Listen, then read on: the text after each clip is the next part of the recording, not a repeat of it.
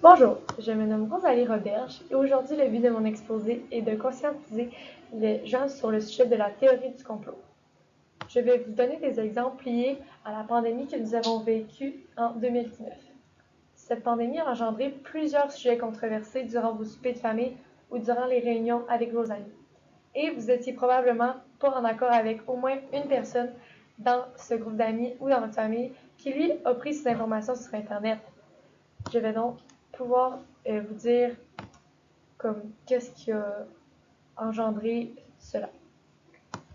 Je vais aussi vous parler des réseaux sociaux et des sites Internet qui sont des très bons moyens pour avoir des fausses informations qui ont malheureusement changé la mentalité de plusieurs personnes sur des sujets sans réellement savoir si c'était la vérité ou pas.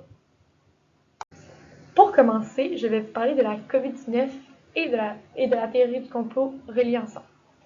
La COVID-19 a apporté plusieurs informations parfois douteuses, comme l'histoire des puces que le gouvernement nous insérait dans les bras, ou juste le fait que le gouvernement aurait inventé cette maladie afin d'amasser des fonds pour notre pays.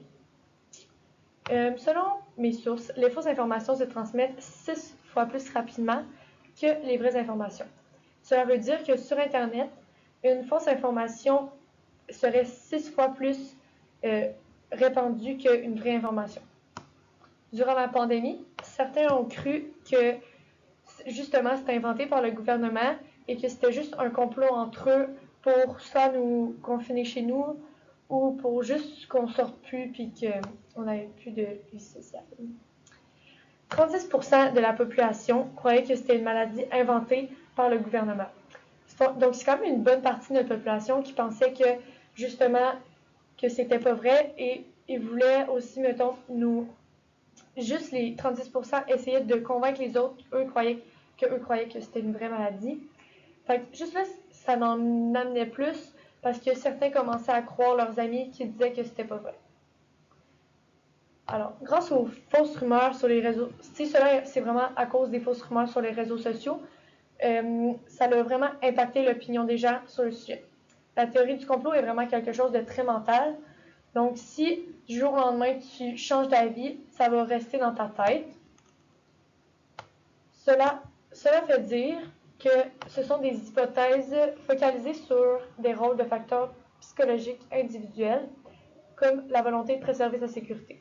Donc, pour les gens qui croyaient que justement la COVID était pas vraie, c'était pour préserver leur sécurité entre eux. Donc, ils ne voulaient pas justement se faire contrôler par un gouvernement ou quoi que ce soit. Ils voulaient aussi maintenir une image positive. Donc, ils voulaient que la vie soit belle puis qu'aucun n'y arrive rien, justement, que la COVID serait fausse pour comme nous enfermer, comme je disais tantôt, mais eux, ils croyaient que c'était faux puis qu'ils voulaient garder le positif dans leur vie. On sait que la COVID nous a amené un petit peu à nous renfermer chez nous, donc eux, pour eux, c'était plus positif. Ou ils voulaient aussi renforcer leur rôle social, donc faire croire aux autres qu'ils avaient raison puis que leur opinion était plus importante que celle des autres. Les théories du complot, ils peuvent aussi renforcer le sentiment de sécurité des individus dans leur environnement. Donc, eux, dans leur tête, leur environnement, c'est le meilleur, puis il n'y a rien d'autre. Puis ça aussi... Donc, au final, on sait que les réseaux sociaux, que les informations fausses jouent des rôles vraiment importants dans la société des gens, puis que maintenant, la plupart des gens croient ce qu'ils voient sur les réseaux sociaux. Deuxièmement, on a réalisé que les réseaux sociaux contribuent à forger l'identité de quelqu'un qui ne serait pas comme d'habitude. Comme par exemple, quelqu'un qui lit quelque chose sur les réseaux sociaux, ça lui permet de croire quelque chose, ça va ressortir de lui. Je ne sais pas si vous comprenez. C'est comme si moi je lis que justement la COVID est vraiment fausse, ben là, je vais dire ça à tout le monde, fait que les gens vont croire justement que moi, Rosalie, je crois que la COVID est fausse. Donc, les gens, ils prennent un petit peu ton identité pour ce que tu dis. Alors, si tu dis que la COVID c'est faux, les gens vont savoir que vont associer la fausseté de la COVID à toi. Les caractéristiques principales des médias jouent un rôle crucial dans une société. Celles-ci peuvent amener à faire des gestes inacceptables, comme causer des problèmes psychologiques aux gens, comme ça ramène aussi la violence ou comme les manifestations. Les réseaux sociaux ont un accès très facile dans notre génération maintenant. Fait que les gens effectuent des recherches, puis dès que la première source sort, ils sont persuadés que c'est la vraie, mais malheureusement non. Donc eux, ils croient vraiment à ça et ils se font une idée derrière justement qu'est-ce qu'ils ont lu. Comme par exemple, si je fais une recherche sur Google, même moi, personnellement, je vais être portée à croire que la première source qui me sort va être la vraie. Mais maintenant, je fais des recherches plus profondes pour m'assurer que qu'est-ce que je vais dire, c'est vrai. De pas comme changer le mental des gens avec une fausseté parce que eux, au final, ils sont pas vraiment, genre, ils ont pas vraiment déjà parlé de ce sujet-là. Fait qu'ils vont croire quelqu'un qui a fait des recherches, puis s'ils sont fausses, ben justement, ça va juste comme créer des gens qui ont encore des fausses, puis là, ça va créer des théories du complot.